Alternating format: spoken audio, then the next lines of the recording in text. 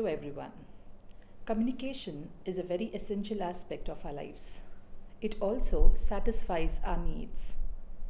At a professional level, communication is very important for advancement in our career.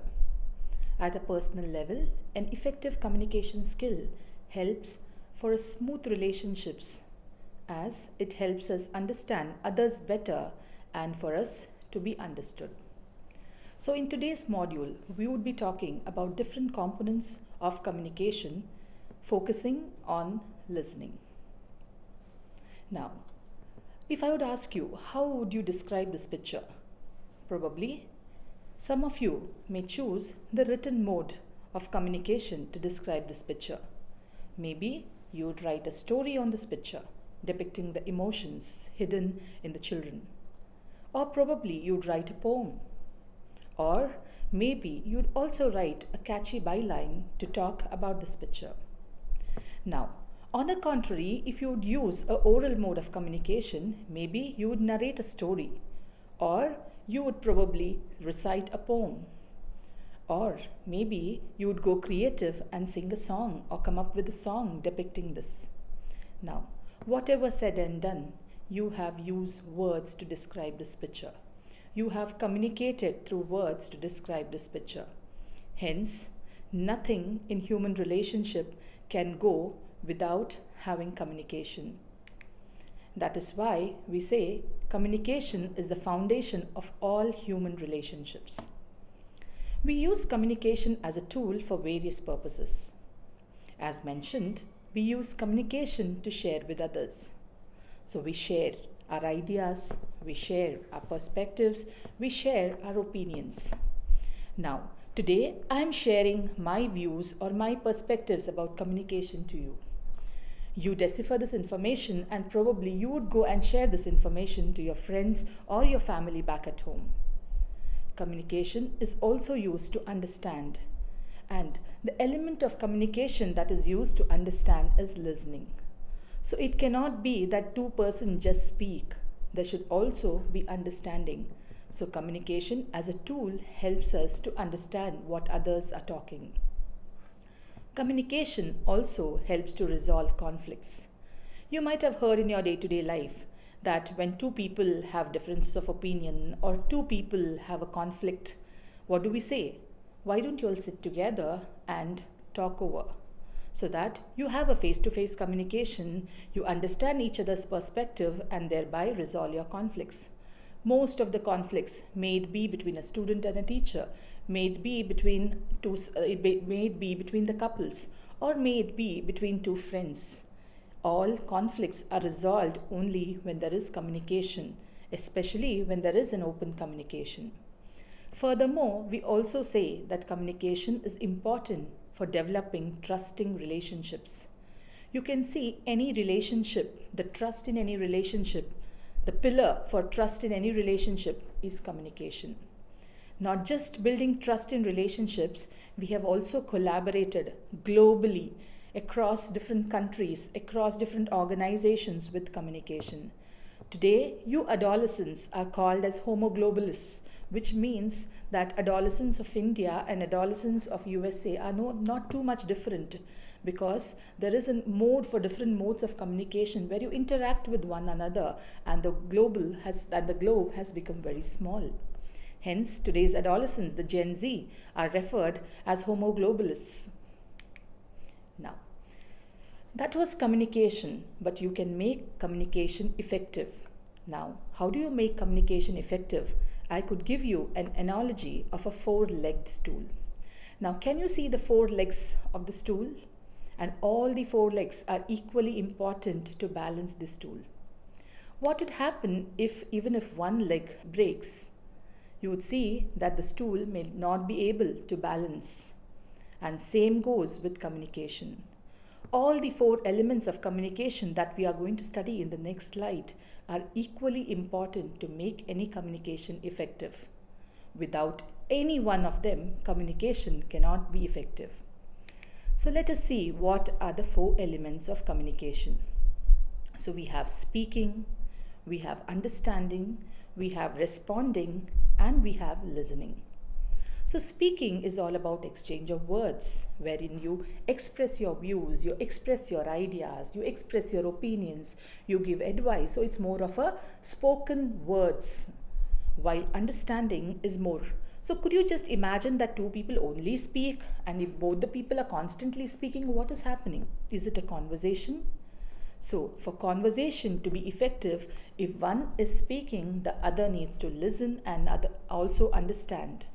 Now, understanding is one element of communication which is very essential so that the listener feels understood and is motivated to speak more. After understanding, we have responding. Now, only when understanding takes place, a person may be able to give a feedback or to evaluate the person. So, evaluation is very essential. Responding is very essential. So, if a person is speaking and doesn't get any sort of feedback or doesn't get any kind of response, do you think the person is motivated to speak further? It could be even paralinguals in which we respond. It could be nodding your head. With a lot of verbal and non-verbal cues, you do respond while you are communicating.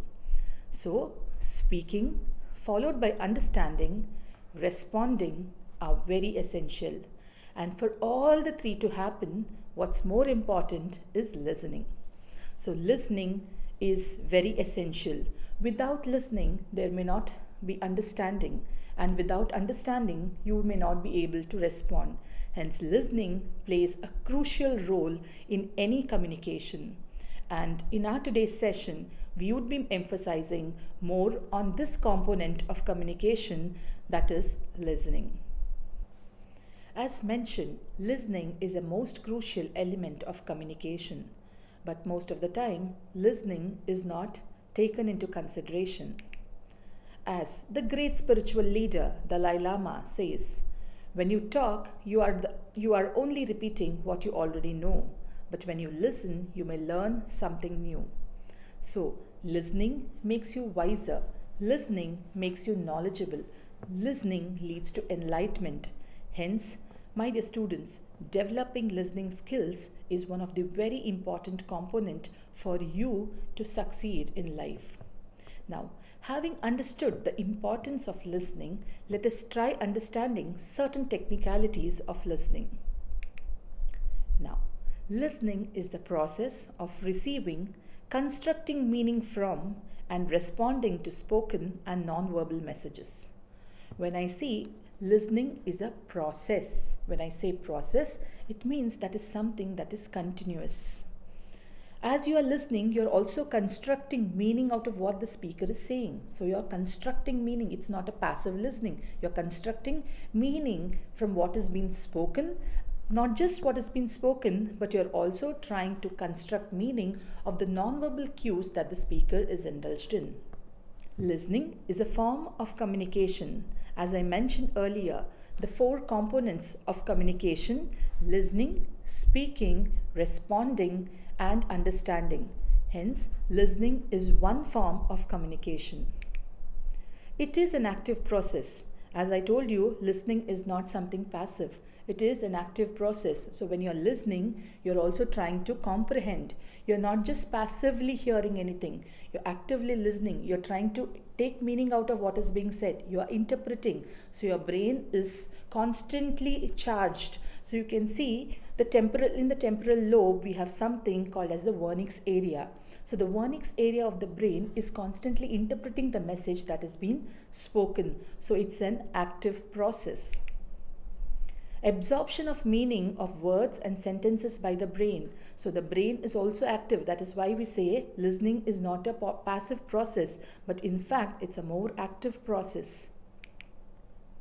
And this active process, when you're constantly constructing meaning, when you're constantly responding to what is being said, it leads to understanding of facts and ideas. So you're not merely a passive listener, but you are more of an enlightened person as you try understanding facts and ideas. Now, very often we come across these two words, listening and hearing. Can anyone tell me what is the difference between these two? Are listening and hearing the same?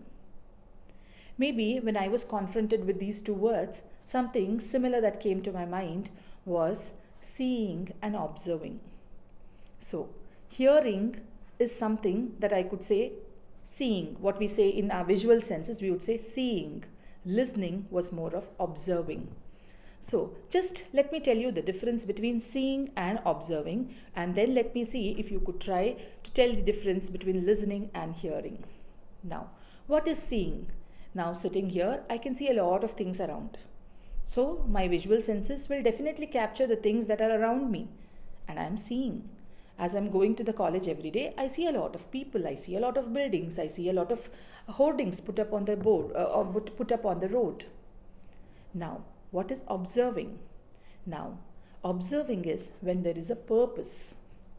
So I know that I am doing this because there is a purpose in it. My teacher tells me to observe this picture, based on which she'll be asking few questions later. Now, what I do, I am observing because there is a purpose in it. So there is a purpose that I need to identify things, I need to recognize things because I need to answer them later. So there is a purpose. Now, when you go to market to buy some good fruits to make, let's say, Shrikhand, so you observe each and every mango and try to get the best of the mangoes, right? So there's more of observing. If it was just seeing, you would have randomly seen things around you. Now, let's look in the similar way. How do you differentiate between hearing and listening? Can anyone try identifying? If you have tried identifying, make a note in your journal. Now, hearing and listening are not the same things. There is a very, difference that we can identify between hearing and listening. Let's see what the difference is. Hearing is accidental. It is involuntary and it is effortless. Let's say you're going to a market and you hear some song that is being played in one of the shops. Accidentally, that song is entered into your ear. And maybe sometimes it so happens that you start humming the song again. Now, there was no conscious effort by you. It was very involuntary. It was effortless. You just heard the song, it entered into your ear, you started humming it.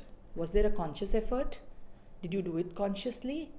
Anything, a loud noise. Maybe when you're walking in the market, you hear so many people talking, you hear so many voices, you hear so many people louding to the top of their voice, stating the price of the fruit or say the price of the, vegetables that they are selling. While listening is more focused. Now, you are listening to this lecture because you will have to answer this in an examination. So I'm sure you would not hear this lecture, but you would be listening to the lecture because you're focused, because you want to elicit something out of this lecture. Hence, listening is more focused. You are consciously attending to this lecture. So there is voluntarily, right? Voluntarily you are attending, and it is intentional. You are attending to this lecture because you want to improve your communication skills. You want to learn right listening skills. That is why you are paying intentionally, you are listening to this lecture. So I hope students, all of you are now clear between hearing and listening. Let's understand it in a little more detail with a few examples.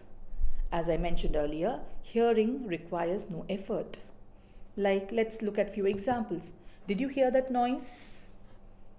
While if you are talking about listening, you would say, when your friend is talking to you and your friend wants you to understand it, your friend say, are you listening to me? Now, I can't hear anything because of a loud music. It's hearing, see, there's a loud music going on. You can't hear. While I love listening to music. So there is an intentional. You want to listen to a particular music. You're feeling sad, you want to listen to a particular music. It's intentional, it is voluntary. There's a purpose here. So this is how we could say that listening and hearing are mistakenly assumed as same, but they are different. You can hear somebody talking, but you need to listen in order to understand what they are saying. Just hearing will not help you to understand. When you listen, when you put in effort, that is when you're trying to understand what the other person is speaking. Uh, it is very important that we all need to learn certain active listening skills. Now, we just watched a video and we have assessed where our skills and where we rate ourselves on effective listening skills. So, let us try to see what are the effective listening skills. So, I have put the 8 effective listening skills. Let us see them one by one. Now, the first one being paraphrasing or paraphrase. Have you come across this word anytime? Maybe the word seems to be new, but this is quite often all of us practice when we communicate.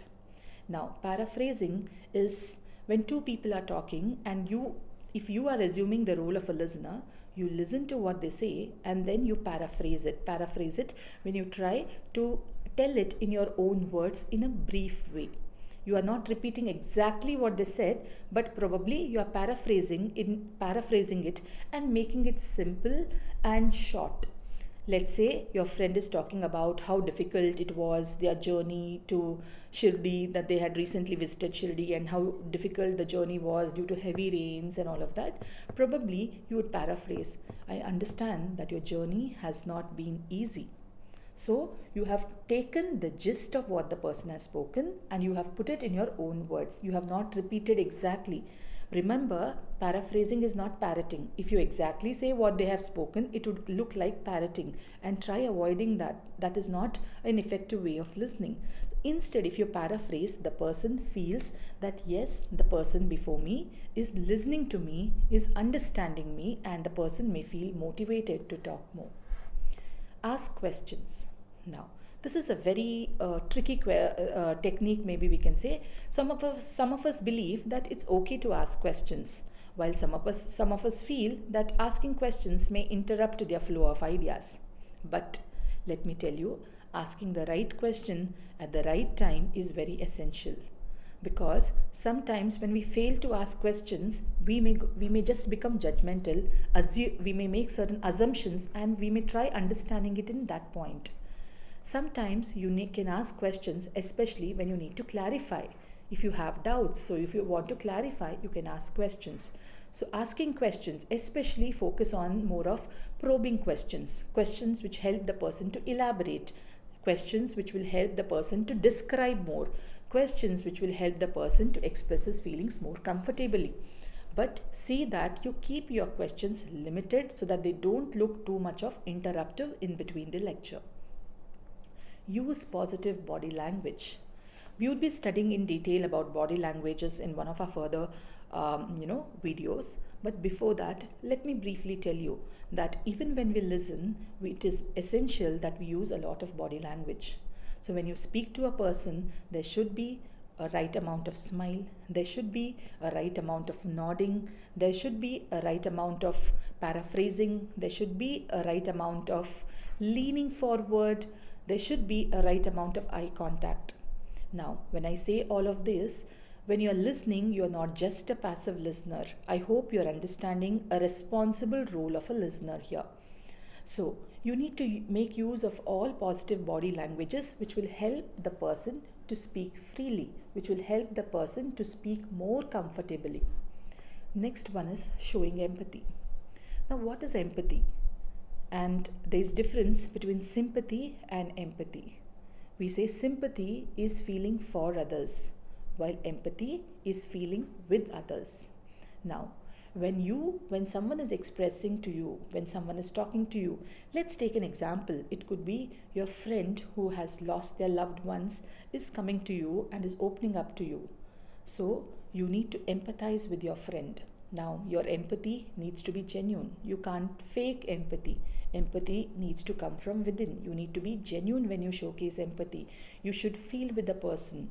Constantly, do not unnecessarily say, I can understand you. It's not easy to understand the other person, but genuinely try. I know the feelings are hard for you. I can understand what you're going through.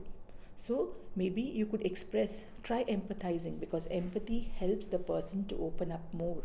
Empathy is a genuine emotion which will help the person to shed inhibitions and start expressing their feelings and views, whatever they would want to express. Avoid judgment. Many a times it so happens that as a person is talking, we have our own judgments going on in our minds and we assume it is so. So do not make judgments. That is why I said whenever you feel that I am making assumptions, it is better you ask questions. Questions for clarifying. Let me say, if the person said that I felt so annoyed with the teacher, okay, don't make judgment that the person hates that teacher. Maybe you could say what it is like to be annoyed. So how do you describe being annoyed? What aspect of the teacher did you feel annoyed? No, you could ask, rather than making judgments, rather than making your own assumptions. Ask the right amount of questions so that you avoid judgment. Now, the next technique is, don't give advice too quickly. Dear students, many a times we tell you that when someone starts speaking to us, or when someone starts coming to us and talking about their problems, or it could be telling about what they are going through, we are so eager to give advice.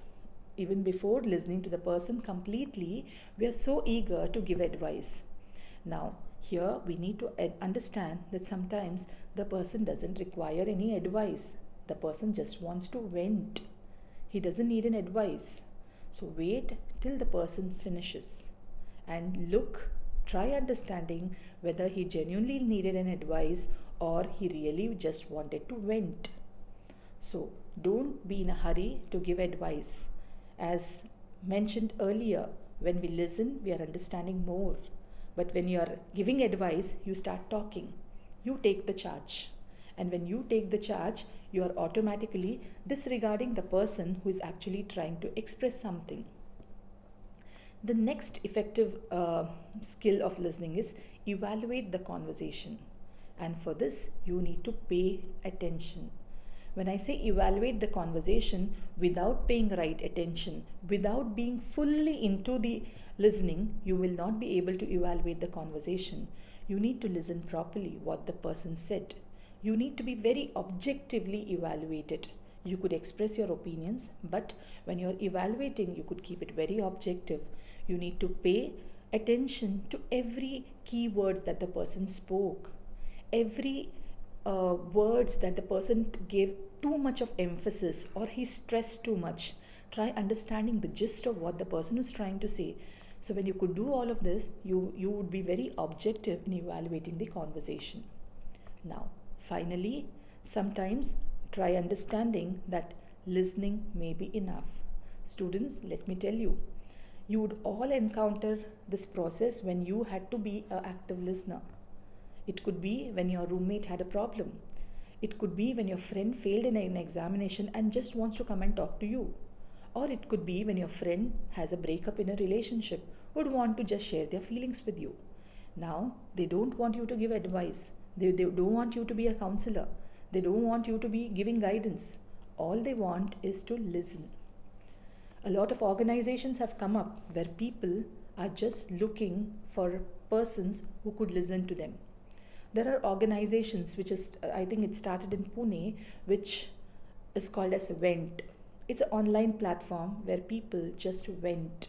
They just talk because we do not have people who are free to hear us non-judgmentally. If I go and talk to someone, I have a fear that I may be judged. I have a fear that I may be misunderstood. Hence, listening, sometimes just listening, can work miracles to the person who has come to express before you. It will help you to understand others better. And sometimes when I said listening is not just listening to others, sometimes the silence is an art of self-listening, an art of meditation when you also listen to yourself. Silence helps you to understand and listen to your inner voice. Sometimes it is just listening that is enough. So these are 8 active listening skills which you could all practice in your regular conversations. By using all of these active listening skills, it is not that you would be a counselor, but even in an interaction between two friends, even in an interaction with a brother, even with the interaction when you're talking between your parents, if you are a person who could depict these skills, I'm sure you would be a person who people would look forward to come and express their concerns and their feelings. Now, if these were certain effective listening skills, we would also be going through certain techniques of effective listening. So technically, we spoke there about 8 effective listening skills, which are specifically in a general conversations that you could use. Furthermore, we will also see some more effective techniques for effective listening. Now, what are these? Predicting a content, listening for gist, detecting sign spots, listening for details, and inferring meaning. So let us see all of these one by one. Now, let's say you're all sitting in a class and your teacher comes and makes an announcement of students, there's going to be a digital marketing webinar that is going to happen in the next week, and so is the resource person. Now, the moment this is told as a listener, what happens to you? You start asking a question. Can you make out what the webinar is all about? The topic is announced by the teacher. The teacher says that it is a webinar on digital marketing. So you make out what the webinar is all about. So you start predicting the content, what is going to be in the webinar, what they may be speaking about the webinar. So what are the contents that may be going to be spoken? Would it be useful for us? Okay. Can you think what probably would be concluding remarks of this webinar? So you may also think, what would I gain at the end of the day attending to this webinar? So you also start predicting what would be the gist of the seminar or what would be the outcome of the seminar. You predict, isn't it? When you hear something, you start predicting. Based on the topic and based on the speaker, can you predict what would be the content of the webinar? So you start predicting. Okay, so this person is from rural marketing. So maybe he would be majorly talking about how rural marketing we could do via digital marketing and all of that. So it is when you listen, you are also try predicting a content. So you can focus on what could be the content, what could be the summary of the content, what could be the outcome of a particular thing that you are listening. The second thing is, when you're listening, also see that try listening for the gist. Sometimes you need not remember every detail. Let's say you went for a talk and you went for a lecture and the person spoke about the life with the invent of digital media and with chat GPTs coming up and all of that, how is it going to impact the student's life? So now you have listened to all of this, and next day you come up and your teacher tells you, could you share your experience? Do you think you're going to say everything word by word, whatever you attended in the lecture? Definitely not. So what would you be trying to do here? You also need to learn to listen to the gist. So you have attended the talk and you are taking the gist from there. And when you are putting it across the class, you are giving a gist, right? Majorly you're looking at the content of the words. Majorly you will look, how do you arrive at understanding or listening to the gist? You take the keywords, you take the major ideas, you try linking one concept with another. And then you see what practical applications were they trying to tell you. So that way, what you do is you're trying to listen to the gist. You don't need overall idea. You don't need technically step by step everything. You just need the gist of it. Especially, let's say you are students of journalism and you have gone to shoot a particular program that is happening. So what exactly you need to do there? Do you want to listen to every point that is happening? What the keynote addresser spoke? Do you listen to each and every word? You just listen to the gist. You need to understand what is the idea that you have derived. So once you are able to comprehend, this is the topic, this is the content, so this is what people would be getting an outcome. So you are taking the gist and then you write your report. So you should learn at occasions, you should learn to listen to the gist. Now, sometimes you also need to detect to certain sign spots. Let's say maybe you are attending a session and the resource person is talking about, he's talking about the 8 wonders of the world. So if at all. So the numerical calculations, he spoke about the 8 wonders of the world. So the numerical help, the numerical verification. Okay, first he spoke about this, second he spoke about this, third he spoke about this. So detecting this sign spots based on numbers, it could be easier for you.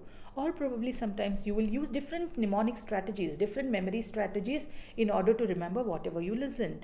Let's say you would use certain acronyms.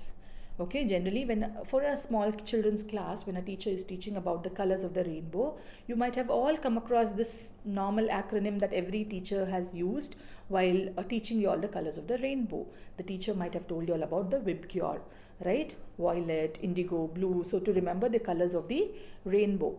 Even when if you're going somewhere, if you the route and directions, you get turn left, school ahead. That also gives you an indication how you need to proceed further.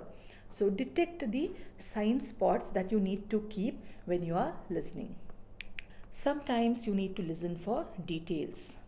Just predicting the content or listening to gist or identifying the sign spots may not be sufficient. You need to know for details. Let's say you need to write a project or you are doing a research, and the research is probably maybe like you would want to analyze why the sea water is salty. So you attend a lecture where they are talking about why the sea water is salty. So the speaker speaks about the different, how the rain falls and how the air in the how the carbon dioxide in the air has been, taken, and how the rainwater, mixes with the land, the rocks, and how the minerals are washed out, and what sort of ions are present in the sea water that makes the water salty. So you have a lot of technicalities here. Okay, so you would want to be here, your listening is for detailing. You need to focus on the detailing. Also, let us say maybe when you have to learn a particular procedure, there is a lot of detailing that you pay in attention to. When you're, let's say you are learning to drive a car and the instructor is giving you certain instructions, you need to focus on the detailing. How to press a clutch, how to press an accelerator, how you need to turn your hand to put the gear. So you have to focus on detailing. Listening to the gist would not be sufficient. What would happen if you listen to gist? There may be accidents, right? So it's very important that you focus on detailing. You pay your attention to detailing. And then the last one is inferring meaning. Now, we have seen how we listen on different occasions. So when it is procedural, you pay in importance to detailing. When it is just facts and figures, you have to report, you are focusing on gist. Okay, sometimes you think of predicting a content. Similarly, sometimes when we are listening, we need to infer the meaning. Let's say you attend a session where someone is critically analyzing the poem. And this is a poem called The Guest House by Jalaluddin Rumi. One of the beautiful poems which talks about how human life and how different emotions come regularly on everyday basis in our lives. So you can see, if I would just pay attention to the listener just at a surface level, I would be majorly focusing just on the words. Just a surface level, I would be trying to understand it. But sometimes just understanding at a surface level would not be sufficient. I need to pay attention to the meaning, to the hidden meaning in it. Now, let us try reading the first 4 lines of this poem. This being human is a guest house. Every morning, a new arrival. A joy, a depression, a meanness, some momentary awareness comes as an unexpected visitor. So, if I try to infer the meaning, Rumi is trying to say, we are like a guest house. And every morning we have a new guest. Who are the guests? It could be a joy. He talks about different emotions which enter into our lives as guests. It could be a joy, a depression, a meanness. Some momentarily you tend to become aware about things around. You suddenly develop an awareness. They all come as unexpected visitors. You do not know which emotion is going to, come into your house, at what moment, how it is going to come. Look further as he goes.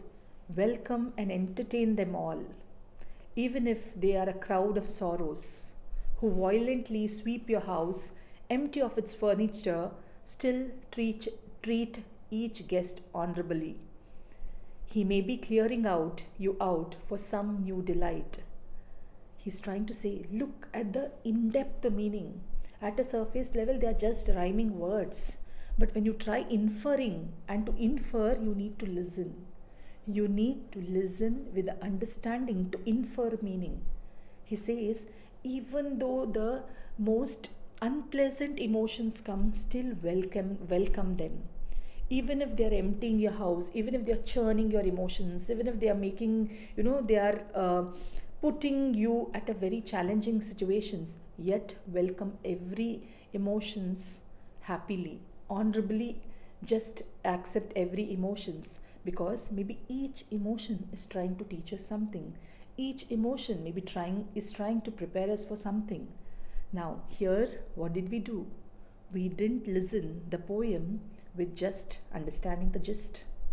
There was a little more active listening, where we tried to go at a deeper level and tried to understand and infer the hidden meaning, what the author was trying to say. So these are different ways that we could make our listening effective. Now, to sum it up, I could say listening is all about 5 different stages. At the stage 1, you are receiving the information. You are just receiving the information. The speaker is speaking and you are receiving the information. That goes to the understanding. Now you can see the pictures of brain in all the 3 stages. So once you hear something from an external stimuli, your brain tries to comprehend it. So from an immediate memory, so the auditory memory has captured the information. From there, the information is processed. There is understanding happenings, the different parts of the brain. I told you the vernix area of the brain, which is responsible for understanding. So that starts interpreting the message. So talking in terms of memory, from a sensory memory, the information is moved to the short-term memory. And there is a process happening there. There is understanding happening. So once the memory is rehearsed here, so whatever you have listened is rehearsed here, so understanding has happened, it goes to the next level. So where you are doing an elaborate rehearsal, you try understanding, you try evaluating, you are exercising there constantly. Remember, we said that memory listening is an active process. So it's not passive, it's an active process. So from short-term memory, it goes to the long-term memory, and there you again rehearse it. So it goes from understanding to remembering. So a person is talking to you, you understand and you remember those points, right? You can't forget. When he gives one idea, he moves to the next idea. You can't forget the first idea, right? You need to interlink the first idea to the second idea to the third idea. So for that, you need to remember.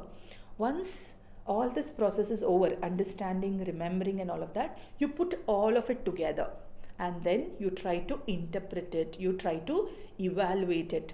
So the region of the brain which is actively focusing here on evaluating the information. So once you evaluate, you get back and you start your spoken communication here, where you try to give your feedback in a form of words. I hope students, all of you understood this lecture on what is listening. So I hope you would all practice a few exercises and improve your listening skills. I'm sure if you all learn to be effective listeners, practice to be effective listeners, it is definitely going to help you both at your personal and your professional life.